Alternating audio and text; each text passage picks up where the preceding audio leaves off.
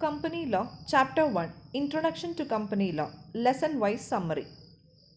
A company is a legal entity allowed by legislation which permits a group of people as shareholders to apply to the legislators for an independent organizations to be created which can then focus on pursuing set objectives and empowered with legal rights which are usually only reserved for individuals such as to sue and be sued, own property, hire employees or loan and borrow money. These distinct fundamental legal features and characteristics of a company make it more advantageous over other forms of business like sole proprietorship, Hindu undivided family, partnership, limited liability partnership, etc.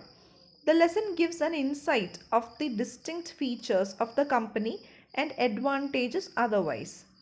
A company is regarded as a distinct legal entity and is said to cast a veil between the company and its human constituents, the corporate veil.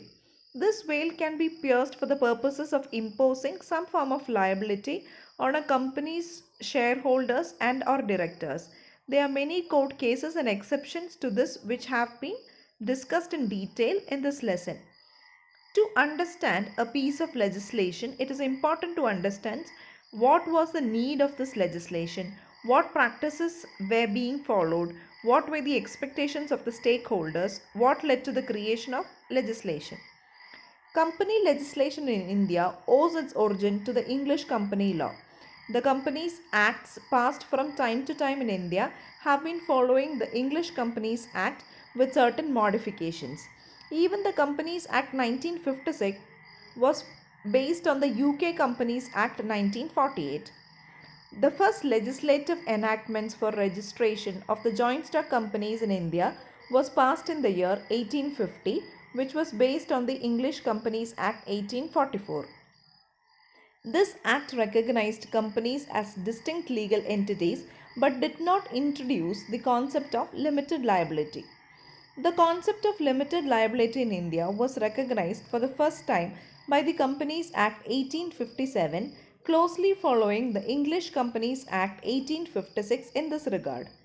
Till 1956, the business companies in India were regulated by this Act of 1913.